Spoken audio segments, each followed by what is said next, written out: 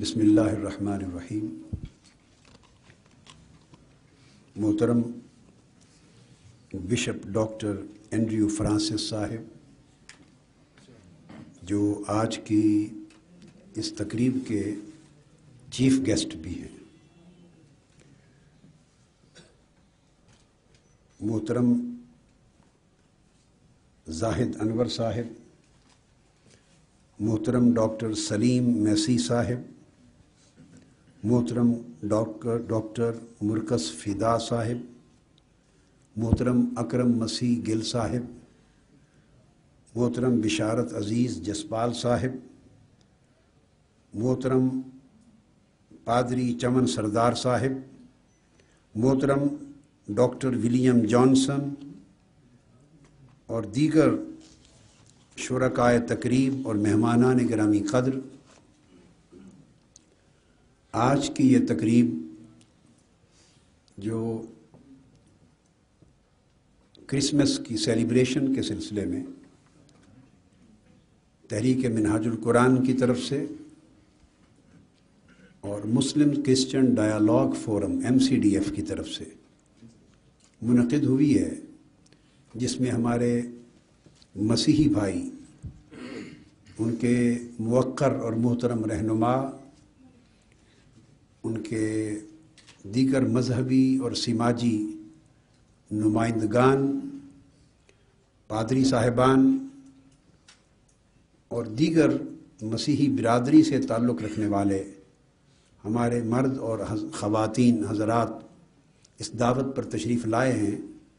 میں صمیم قلب سے اس پروگرام میں شرکت پر، ان کی آمد پر خصوصی شکریہ ادا کرتا ہوں اور کرسمس کے اس مبارک موقع پر مبارکباد پیش کرتا ہوں۔ کرسمس کی تقریب مسیحی دنیا میں اور مسیحی عقیدہ میں وہی اہمیت رکھتی ہے جو اسلامی عقیدے میں میلاد النبی میں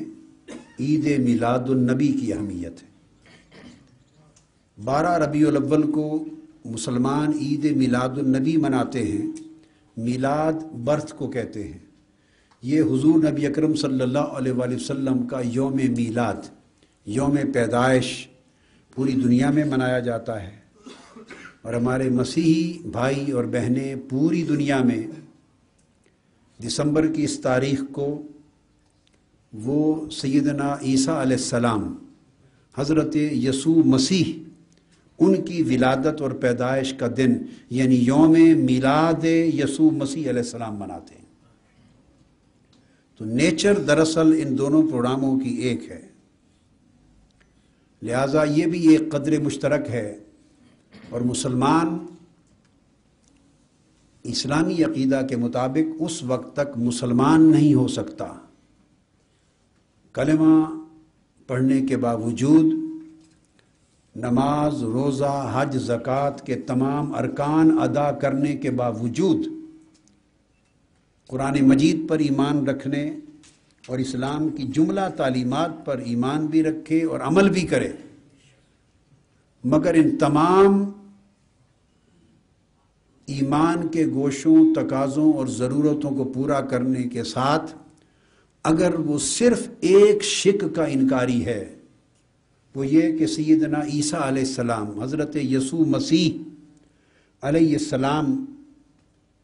کی نبوت کا، رسالت کا، آپ کی بزرگی کا، آپ کے معجزات کا، آپ کی کرامت کا، آپ کی عظمت کا، اگر وہ اور ان کے نام کا اور ان کی بعثت کا اور ان کی وحی کا اور ان کے پیغام کا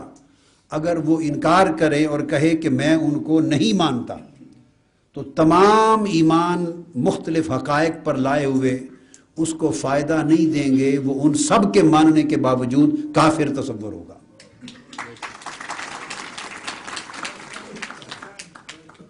یہ اتنا اہل ایمان کے لیے پوری دنیا میں جب تقسیم کی جاتی ہے تو بلیورز اور نان بلیورز کی تقسیم کی جاتی ہے۔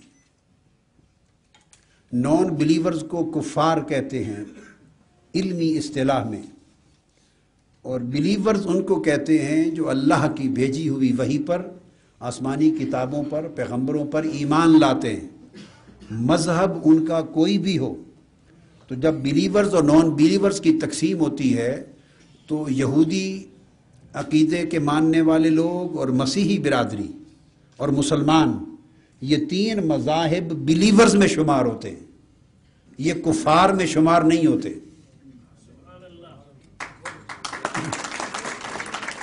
اور جو کسی بھی آسمانی کتاب پر، آسمانی نبی اور رسول اور پیغمبر پر ایمان نہیں لاتے، وہ نان بلیورز کے زمرے میں آتے ہیں۔ اور بلیورز میں پھر آگے تقسیم ہے اہل اسلام اور اہل کتاب کی۔ تو خود قرآن مجید میں کفار کے لیے احکام اور ہیں اور اہل کتاب کے لیے احکام اور ہیں۔ تو قرآن مجید کا اگر گہرائی سے مطالعہ کیا جائے اور سنت محمدی صلی اللہ علیہ وآلہ وسلم کا اور حضور علیہ السلام کی تعلیمات کا، تو واضح طور پہ یہ جو رشتہ اور تعلق ہے ایمان کا، وہی آسمانی کے ماننے کا، آخرت پر ایمان لانے کا، انبیاء، رسول اور پیغمبروں اور اللہ کی بھیجی ہوئی وحی پر ایمان لانے کا،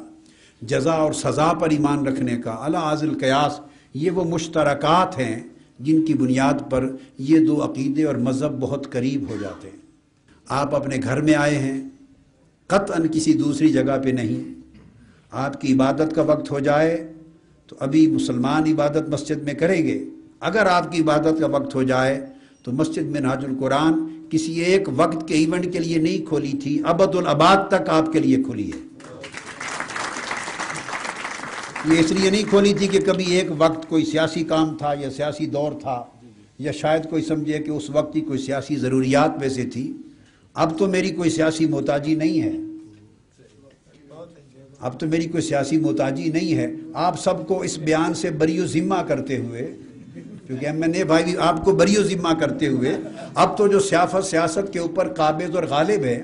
میں تو انہیں جوتے کی نوک سے ٹھکرا چکا ہوں، جوتا مار چکا ہوں، کوئی ضرورت نہیں ہے سیاست۔